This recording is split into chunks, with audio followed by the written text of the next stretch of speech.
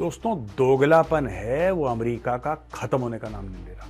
हर चीज में दोगलापन, हर चीज में डुअल पॉलिसी अमेरिका की। अरे तुम्हारे देश में 1989 से धर्म पे भेदभाव चल रहा है, तो हिंदुओं ने यार क्या बिगाड़ा है तुम्हारा? एक बात बताओ यार। हमारे जो सिख भाई हैं अफगानिस्तान में, पाकिस्तान में, इतने उन्होंने क्या बिगाड़ा यार तुम्हारा? क्या कर दिया किसी हिंदू ने तुम्हारा? क्या कर दिया सिख ने तुम्हारा?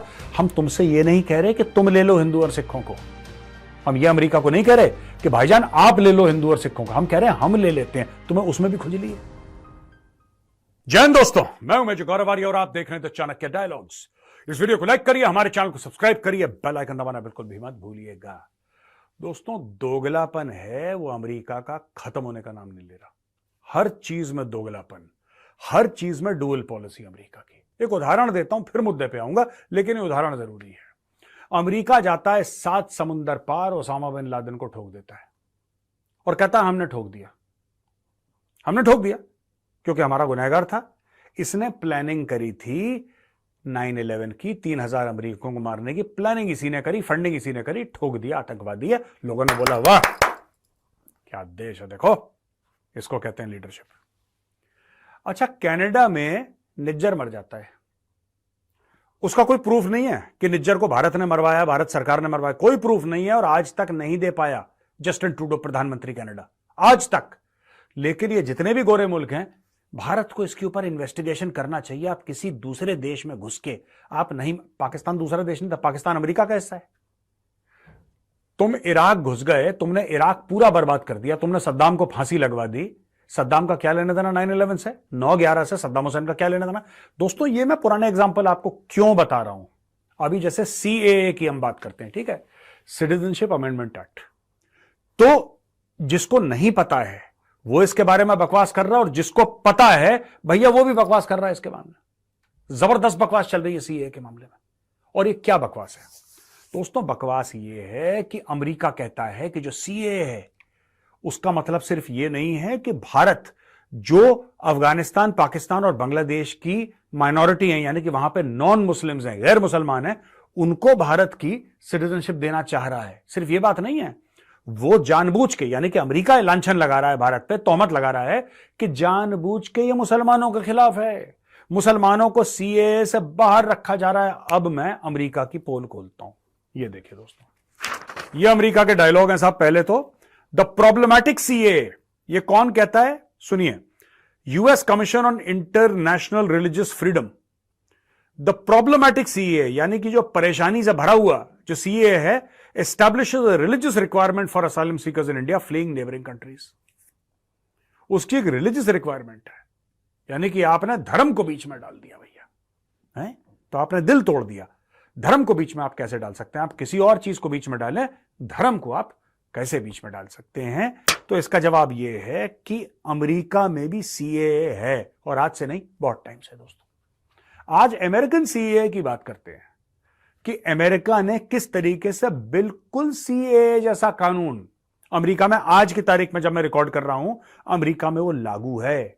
वो कानून अमेरिका में लागू है, उसके लोग बेनिफिशियरी हैं, उसका लोगों ने बेनिफिट लिया है। और सीएए तो सिर्फ ये कहता है कि 2014 31 दिसंबर से पहले, ये कहता है लगातार, ये कह रहा है लगातार। अब मैं आपको बात बताता हूं दोस्तों, लॉटनबर्ग अमेंडमेंट कहा जाता है इसको। लॉटनबर्ग अमेंडमेंट, ये कैसे नाम आया इसका? यूएस का एक सेनेटर था, एक बड़ा सीनियर पॉलिटिशियन था, उसका नाम था फ्रैंक लॉटनबर्ग, और ये 1989-1990 की बात है। हम 2024 में, जब इनको मौत आ रही है सीए की वजह से, 2024 में, 1989-90 में इन्होंने थ्रू कर दिया था। इन्होंने इसमें यह बोला कि साहब सिटीजनशिप स्टेटस और रेफ्यूजी स्टेटस जो भी है इनको, इसको परसिक्यूटेड रिलीजियस माइनॉरिटीज को अमेरिका देगा। वही अमेरिका जिसका US commission on international religious freedom, इसका जो चीफ है, यह हल्ला कर रहा है। स्टीफन श्नेक है इसका नाम, स्टीफन श्नेक। छाती, अभी इसकी ऑर्गेनाइजेशन की भी पोल खोलूंगा मैं, ठीक है जी। यूएससीआईआरएफ की भी मैं पोल खोलूंगा दोस्तों। अभी रुको, देखो क्या कह रहा है ये कह रहा है कि साहब ये तो प्रॉब्लमैटिक है, यहां पे तो आपने धर्म पे भेदभाव करा है। अरे तुम्हारे देश में 1989 से धर्म पे भेदभाव चल रहा है, और ये इसकी सबूत है। लॉटनबर्ग अमेंडमेंट इसका नाम है दोस्तों, जैसा मैंने बताया। और सेनेटर फ्रैंक लॉटनबर्ग ने यह शुरू करा था, और यह बोला था कि सोवियत यूनियन सोवियत यूनियन यानी कि जो पहले रूस था ना, संयुक्त राष्ट्र और ईरान में जो माइनॉरिटीज हैं, जो धार्मिक माइनॉरिटीज हैं, क्योंकि जो सोवियत यूनियन था वो तो कम्युनिस्ट कंट्री था, तो कम्युनिस्ट कंट्री में जो भी मजहब को मानता था, जो भी धर्म को मानता था, तो वो लोग पकड़ के उसकी वाट लगा देते थे। कह रहे धर्म को मानना ही नहीं, धर्म को तो मानना ही नहीं, कम्युनिस्ट तो मानते नहीं धर्म को, आप किसी भी धर्म को नहीं मान सकते, आप हिंदू हो, मुसलमान हो, सिख, ईसाई, उनको कोई फर्क नहीं पड़ता, आप धर्म मान ही नहीं सकते। यही कम्युनिज्म है। Communists are atheists, all of them. अभी तो दोस्तों 2004 में, ये 1989 में आया, 2004 में थोड़ा सा इसको ट्वीक करा, जब जैसा मैंने बोला ना कि ईरान को भी इसमें इंक्लूड कर दिया, तो ईरान के लिए इसका नाम रख दिया स्पेक्टर अमेंडमेंट। ठीक है जी। स्पेक्टर अमेंडमेंट के तहत ईरान के अंदर जितने भी लोग थे जो परेशान थे, उनको बोला कि भाई तुसी भी आ जाओ, अमेरिका की सिटीजनशिप आपको मिल जाएगी। अब ये देखिए, इसमें जो बेनिफिट मिला वो यहूदियों को मिला, इवेंजेलिकल क्रिश्चियंस को मिला और अदर रिलीजियस माइनॉरिटीज को मिला, including those participating in religious activities of specified churches, कुछ खास चर्चेस की। या देखो दोस्तों, अब मैं आपसे एक सवाल पूछता हूं, ये स्पेक्टर अमेंडमेंट और लॉटनबर्ग अमेंडमेंट जो अमेरिका की अमेंडमेंट्स हैं, अमेरिका के कानून का हिस्सा है, जिसके तहत ये 2-4 देशों से ये आ सकते हैं लोग जो वहां पे माइनॉरिटीज हैं, रिलीजियस माइनॉरिटीज जो वहां से आ सकती हैं और अमेरिका की सिटीजनशिप ले सकती हैं इवन टुडे, राइट। इन लोगों ने ऐसा क्यों नहीं बोला कि यार पाकिस्तान में हिंदू बड़े परेशान हैं, इनको भी इंक्लूड कर लेते हैं? करा अमेरिका ने? नहीं करा। इन्होंने बोला कि अफगानिस्तान में जो सिख हैं यार वो बहुत परेशान है यार, उनकी बहुत हालत खराब है, चलो सिखों को ले। नहीं। क्या इन्होंने ये बोला कि बांग्लादेश में जो हिंदूज हैं जिनके साथ कत्लेआम हो रहा है बांग्लादेश में, उनको ले लिया जाए? नहीं। इन्होंने खास तौर से सिर्फ क्रिश्चियंस के लिए और जूस के लिए करा, ज्यादातर क्रिश्चियंस और जूस के लिए। दैट्स ओके, अमेरिका का पूरा अधिकार है, व्हाई नॉट। जिसके साथ प्रोसिक्यूशन हो रहा है आपको लेना चाहिए उसको, भारत को भी लेना चाहिए, अमेरिका को भी लेना चाहिए, हर एक देश जहां पे सुख शांति है उसको लेना चाहिए। मैं मानता हूं, मैं अपने यहूदी भाइयों के साथ खड़ा हूं, मैं अपने क्रिश्चियंस के साथ खड़ा हूं यार, उनके भाइयों के साथ खड़ा हूं, जो ईसाई भाई हैं मैं उनके साथ खड़ा हूं।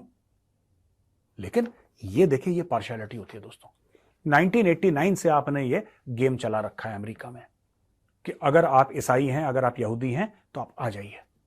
तो हिंदुओं ने यार क्या बिगाड़ा है तुम्हारा? एक बात बताओ यार, हमारे जो सिख भाई हैं अफगानिस्तान में, पाकिस्तान में, इतने, उन्होंने क्या बिगाड़ा यार तुम्हारा? क्या कर दिया किसी हिंदू ने तुम्हारा? क्या कर दिया सिख ने तुम्हारा?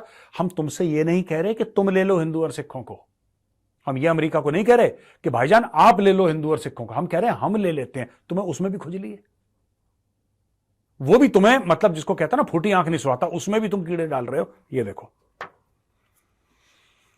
Creates a reasonable classification to exclude the Muslim majority. अब देखो, मैं अमेरिका की बात कर रहा हूं, ये जो लॉटनबर्ग अमेंडमेंट है और स्पेक्टर अमेंडमेंट है, इसमें खास लिखा है कि creates a reasonable classification to exclude the Muslim majority, यानी कि जो मुस्लिम मेजोरिटी है ईरान में, ईरान भी एक मुस्लिम बहुल मुल्क है, ईरान में जो मुस्लिम मेजोरिटी है उसको इसके दायरे के बाहर रखा हुआ है। स्पेक्टर अमेंडमेंट और लॉटनबर्ग अमेंडमेंट इसके दायरे के बाहर रखा हुआ है, पर वो कह रहे हैं कोई बात नहीं, राइट। इसके अलावा कहते हैं analysts religious communities of former Soviet Union and Iran for special benefits. उनको बोला स्पेशल बेनिफिट्स देंगे। स्पेशल बेनिफिट्स तो सीए की भी बात कर रहा है।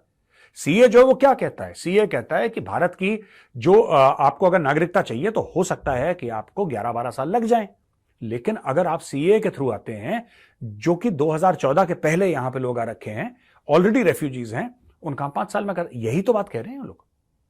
एग्जैक्टली यही चीज भारत के, आप भारत के आने से पहले देखिए, ये पूरा मैटर सीए के आने से पहले 20-30 साल पहले भाई लोग करके बैठे हुए हैं और आज भी कर रहे हैं। लेकिन और ये देखो भैया, ये जो यूएससीआईआरएफ है, यूएससीआईआरएफ यानी कि the US commission on international religious freedom, जो कि कह रहा है प्रॉब्लमैटिक सीए है, जो कह रहा है कि सीए ने बिल्कुल मुसलमानों को अलग कर दिया है और मुसलमानों के साथ भेदभाव करा है और धर्म के नाम पे ये लोग सिटीजन बना रहे हैं भारत के, जो ये कह रहा है, इन बेवकूफ के बच्चों को ये नहीं पता है कि ये इसकी खुद की, ये देखो स्टीफन श्नेक है इसका नाम, जो इसका बॉस है, कमिश्नर है, इस एजेंसी का जो कमिश्नर है, जो बहुत हल्ला कर रहा है सीए के खिलाफ, यही बंदा गया है और यही बंदे ने और इसी की ऑर्गेनाइजेशन ने यही लॉटनबर्ग को, ठीक है जी, यही लॉटनबर्ग को और यही स्पेक्टर अमेंडमेंट को पूरा सपोर्ट करा और बोला कि हर साल इसको हम सपोर्ट करेंगे, every year we will support, क्योंकि यूएस कांग्रेस को हर साल इसको रिन्यू करना पड़ता है।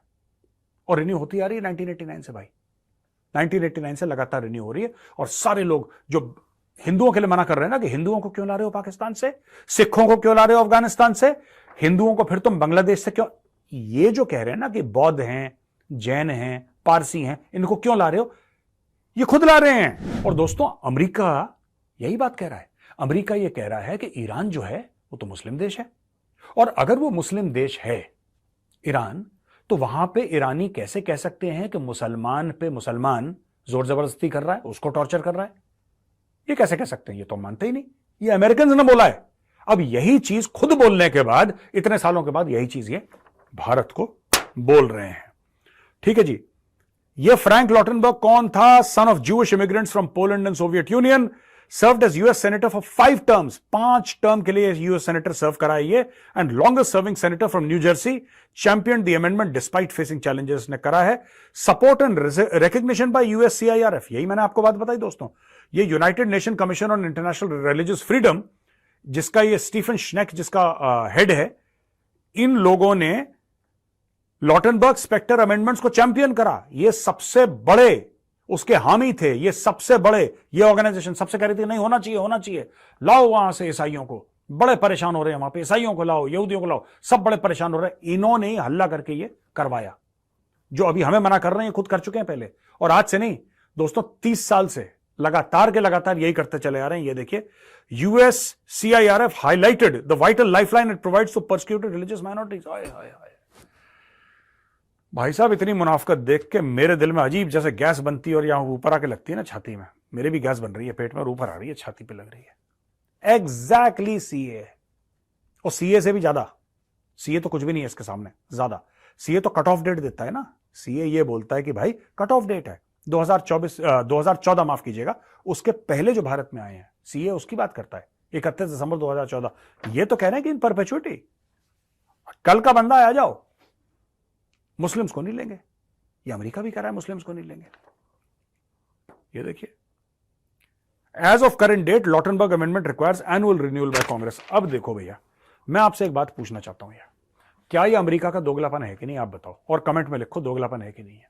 यानी कि ये करें तो ठीक है, हम करें तो भारत से पूछना पड़ेगा कि भारत ने ऐसा करा क्यों, है ना। यानी कि ये अगर चाहें कि ये सोवियत यूनियन से और ईरान से ईसाइयों को लेकर आए, वो बिल्कुल ठीक है, वो बिल्कुल ठीक है। और इन्होंने एक्चुअली अपनी अमेंडमेंट करी है कॉन्स्टिट्यूशन में, लॉटनबर्ग एंड स्पेक्टर, ये 2 अमेंडमेंट है इन्होंने करी है, उसके तहत हजारों लोगों को लेकर आए हैं, वो बिल्कुल ठीक है, क्योंकि वो अमेरिका है, बिल्कुल ठीक है, ठीक है ना। लेकिन अगर भारत कहता है कि हिंदू और सिख परेशान है, जैन, पारसी, बौद्ध, ईसाई, ये सब परेशान है अफगानिस्तान, पाकिस्तान और बांग्लादेश में, तो फिर तो मोदी तो हिंदुत्ववादी है यार। मोदी सिर्फ हिंदुओं के लिए, बाकी किसी, ठीक नहीं करा यार मोदी ने, ये गलत कर दिया। तुम खुद करो तो ठीक है, हम करें तो बुरा है। और इसमें बुरा भी क्या है यार, बुरा भी क्या है। मैं तो इस चीज का सबसे बड़ा वोटरी हूं कि जो हिंदू पाकिस्तान में है, जो अफगानिस्तान में है, जो बांग्लादेश में है, वो हमारी जिम्मेदारी है यार, वो हमारा भाई है। भारत का मतलब ये है कि जो परसिक्यूटेड माइनॉरिटीज हैं, वो हिंदू हों, वो सिख हों, वो ईसाई हों, वो बौद्ध हों, वो पारसी हों, वो जैन हों, वो कहीं पर भी इन तीनों देशों में रह रहे हो। मैं तो कह रहा हूं इन 3 देशों में क्यों, और जगह में भी आप बोलिए कि this is your country, Bharat आपकी मां है और आपका अधिकार है, अपने बच्चे का अधिकार होता है मां के पास जाना, और भारत आपकी मां है, आपका अधिकार है। मैं आपको एक बात बता दूं दोस्तों, बड़े सीए के बारे में, सीए के बारे में बड़ी बहस हो रही सोशल मीडिया में। हम उन लोगों के ऊपर जो हिंदू हैं, जो सिख भाई हैं, जो ईसाई हैं, जो जैन हैं, बौद्ध हैं, पारसी हैं, we are not doing them a favour. हम लोग किसी के ऊपर कोई एहसान नहीं कर रहे। आप ये मत सोचना कि हम लोग कोई एहसान कर रहे हैं, नॉट एट ऑल। हम कोई एहसान नहीं कर रहे, ये उनका अधिकार है, हम सिर्फ उनका अधिकार वापस उनको दे रहे हैं। और आखिरी एक और चीज कहना चाहता हूं आपसे, ठीक है दोस्तों, ये अमेरिका दोगला था, दोगला है, दोगला रहेगा। ये खुद काम करता है, ये तो इनकी पोल खुल गई, पता लग गया मीडिया को, तो मीडिया ने हल्ला करना शुरू हुआ, तो अमेरिका चुप, क्योंकि अमेरिका को ऐसा लगता था कि हम ये करते रहेंगे, किसी को पता ही नहीं लगेगा और हम भारत को घेर लेंगे। अब मैं अमेरिकन से पूछना चाहता हूं, ये लॉटनबर्ग और स्पेक्टर अमेंडमेंट क्या है, कितने लोग आए हैं, ये हमें बताओ। I want to know the numbers. तुमने ईरान से कितने ईसाई लिए हैं, तुमने सोवियत यूनियन से कितने ईसाई लिए हैं, कितने यहूदी लिए हैं, बाकी और डिनोमिनेशंस के जो ईसाई हैं, तुमने आज तक कितने लिए? जरा बताओ ना, समझाओ। अब दोस्तों आते हैं हम सवाल और जवाब पे। पहला सवाल है मनीष दीक्षित जी का। जय हिंद मेजर सर। जय हिंद मनीष जी। कौन से तरीके हैं अगर demography of an area somehow changed on a particular community such that they are in majority and they are against the nation, will democracy work in such an area? Consider European perspective. ये Europe के उससे बोल रहे हैं। देखिए बात यह है कि यूरोपियंस खुद परेशान है, मैंने इसके बारे में बहुत बार बताया है, और यूरोप में इसका रिएक्शन आना शुरू हो गया है। Far right parties are coming into power और आर एटलीस्ट नंबर 2। 1945 के बाद जितनी भी फार राइट की पार्टीज थी उनका स्टॉक बिल्कुल जीरो था, जमीन पे था। अब ये वापस आना शुरू हो गई हैं। और मैं आपको बता रहा हूं, फार राइट तक तो ठीक है, इनमें से कुछ पार्टीज हैं जो कि हार्डकोर फाशिस्ट हैं, जो हिटलर को अपना बाप मानती हैं। कुछ हैं, मैं सबकी बात नहीं कर रहा, सारी राइट विंग की। मैं यूरोप में कुछ ऐसी पार्टीज हैं जो कि बहुत इन्फ्लुएंस्ड है हिटलर से, और वो पार्टी आ गई ना, ये जितने भी इमिग्रेंट्स हैं इनकी वाट लगा देगी अच्छे तरीके से। और ये इमिग्रेशन की वजह से, अनब्रिडल्ड इमिग्रेशन की वजह से यूरोप का बहुत बेड़ा गर्क हो रखा है। मैं तो सपोर्ट नहीं करता भाई, मैं बिल्कुल भी सपोर्ट नहीं करता। यूरोप का बेड़ा गर्क फ्रांस को जला दिया इन लोगों ने, इलीगल इमिग्रेशन की वजह से। इलीगल इमिग्रेशन की वजह। इमिग्रेंट वो है जो सबसे पहले एहसान माने, सबसे पहले एहसान माने कि तुमने मुझे पनाह दी है, मैं तुम्हारा एहसान मानता हूं, ठीक है, ना कि वहां पे चौधरी बन जाए और उनके सर पे बैठे और बाकी काम करे सर पे। नहीं होना चाहिए। और यूरोप, मैं तो चाहता हूं कि फाशिस्ट तो बिल्कुल नहीं, fascist have no business breathing the same air that we breathe, but I totally support the far right in Europe. चाहे वो यूके हो, चाहे वो इटली हो, चाहे वो जर्मनी हो, चाहे वो फ्रांस हो, चाहे कहीं पे भी हो, I support the far right. मुझे ऐसा लगता है कि at least in western Europe far right आना चाहिए हर एक जगह, हर एक जगह there should be a far right government. वही लोग बचा सकते हैं, वरना जो लिबरल्स है ना, ये मार देंगे उस देश को भाई। They'll finish off their own countries. Neha Patel ji. Major sir, I am Neha Patel. Neha ji नमस्कार। मेरा सवाल यह है कि आपने मल्टीपल टाइम्स ये बोला कि Pakistani army chiefs and other top layer Ashrafis have taken the Chinese money and went to UK, USA. Then why do Chinese people not tackle them to make sure Pakistan dares to betray China?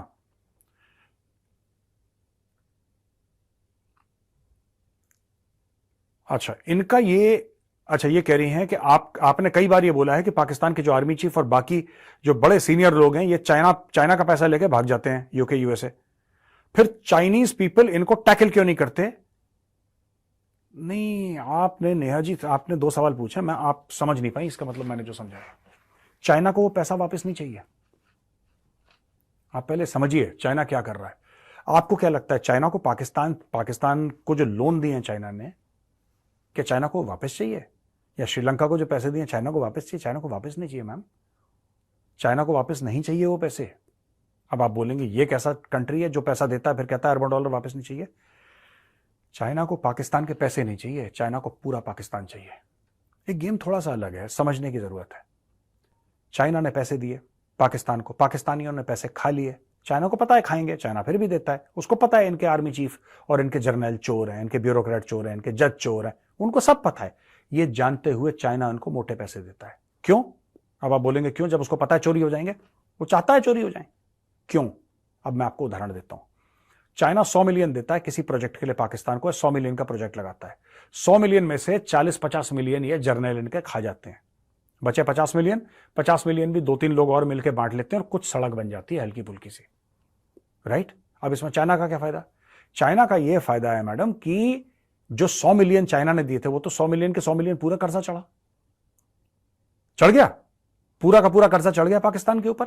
General ने पैसे खा लिया, China बोलेगा हमारा क्या लेना देना, हमने जनरल को थोड़ा दिया था, हमने स्टेट ऑफ पाकिस्तान को दिए थे, हमने तो पाकिस्तान को पैसे दिए थे। पाकिस्तान तुम लाओ पैसे वापस। पाकिस्तान कहता नहीं साहब हम तो पैसे नहीं दे सकते, अब हमारे पास है नहीं। अच्छा कोई बात नहीं, अगर तुम्हारे पास पैसे नहीं है तो ये जो एयरपोर्ट है ये हमें दे दो पूरा 99 साल के लिए। पाकिस्तान कहता है जी हजूर। That is China. China does not want the money. हम लोग गलत समझ रहे हैं। हम लोग ऐसा समझ रहे हैं कि चाइना किसी बैंक की तरह है जो पैसे देता है फिर उसके ऊपर ब्याज लेता है, फिर चाहता है कि वो पैसे उसको वापस मिल जाए। नो, ब्याज तो लेता है चाइना, इसमें कोई डाउट नहीं है। China does not want the money back. China wants entire Pakistan, it wants entire Sri Lanka, it wants entire Maldives, it wants to own these areas, it does not want the money back.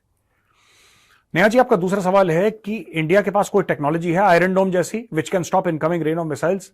Ji madam, इसको त्रिशूल बोलते हैं, इसको आकाश बोलते हैं।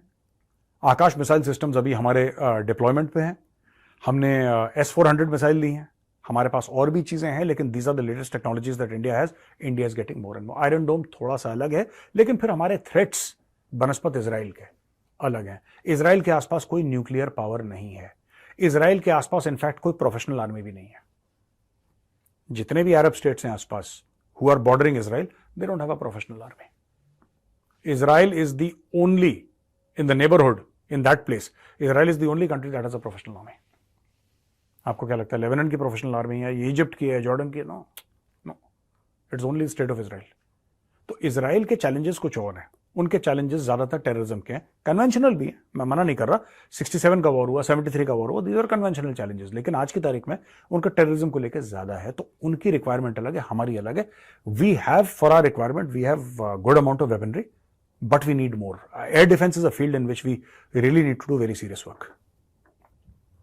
Nandini Bhatt, Radhe Radhe sir. Radhe Radhe Nandini जी.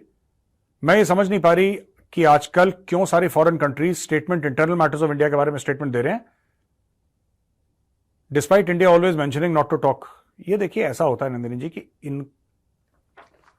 ये खाज है खास किस्म की ना, इनको खुजली है. इनको ऐसा लगता है कि हम ज्ञान बांटें. जैसे अमेरिका ज्ञान बांट रहा था सीए के बारे में, फिर लॉर्डनबर्ग और स्पेक्टर अमेंडमेंट का पता लगा तो लोगों ने फिर इनकी इज्जत उछलना शुरू करी. अब ये परेशान हो गए, अब चुप हैं. तो ये इनको ये करेंगे, ये कोशिश करेंगे. अब दाव चल जाता. अब कोई खोज के नहीं लाता, मीडिया, इंडियन मीडिया खोज के नहीं लाता लॉटनबर्ग अमेंडमेंट और स्पेक्टर अमेंडमेंट. तो ये सीए पे ज्ञान देते रहते. अब जब भी ये सीए बोलेंगे, हम भी इनकी बात इनके मुंह पे फेंकेंगे, फिर ये चुप हो जाएंगे. ये गेम चलता रहेगा, इसमें कोई फिक्र करने वाली बात नहीं है. रोहिताश जी का अगला सवाल है. रोहिताश जी कहते हैं, जयंत मिर्जा साहब, मेरा नाम रोहिताश है. जयंत रोहिताश जी, और मैं मीडिया में खबर आई है कि चीन और रूस ने हूती से समझौता कर लिया है. इस समझौते के तहत हूती अब चीन और रूस के जहाज पर आक्रमण नहीं करेंगे. आपने एक अपनी पिछली वीडियो में बताया भी था कि आखिर हूती चीन के जहाज पर हमला क्यों नहीं कर रहे. अब इस समझौते से यह बात, इस बारे में आपका क्या कहना है? नहीं, वही चीज है जी रोहतास जी, समझौता ऐसा कुछ नहीं हुआ है. देयर इज नो समझौता. ये हमारी मीडिया वाले भी कभी कभी लंबी चौड़ी छोड़ देते हैं. ऐसा कोई समझौता नहीं हुआ है इनके बीच में, क्योंकि हूती सारा टेरर ग्रुप, जाहिर सी बात है चाइना और रशिया किसी टेरर ग्रुप के साथ समझौता नहीं करेंगे. लेकिन हूथीज के पीछे ईरान है, ईरान के पीछे चाइना खड़ा है. तो जाहिर सी बात है यार, अपने स्पॉन्सर का जहाज कौन अटैक करेगा. और ये बहुत पहले से, तो आप आज की बात कर रहे हैं, मैं बहुत पहले से ही कह रहा हूं कि Chinese ships will not be attacked. China sponsoring all the ये जितनी भी नॉनसेंस हो रही है, उसके पीछे किसी हद तक चाइना खड़ा हुआ है. तो दोस्तों, यहां पे होता है आज का वीडियो खत्म. अगर ये वीडियो पसंद आए तो उस वीडियो को लाइक जरूर करिएगा, हमारे चैनल को सब्सक्राइब करिए, बेल आइकन दबाना बिल्कुल मत भूलिएगा. जय हिंद, वंदे मातरम, भारत माता की जय.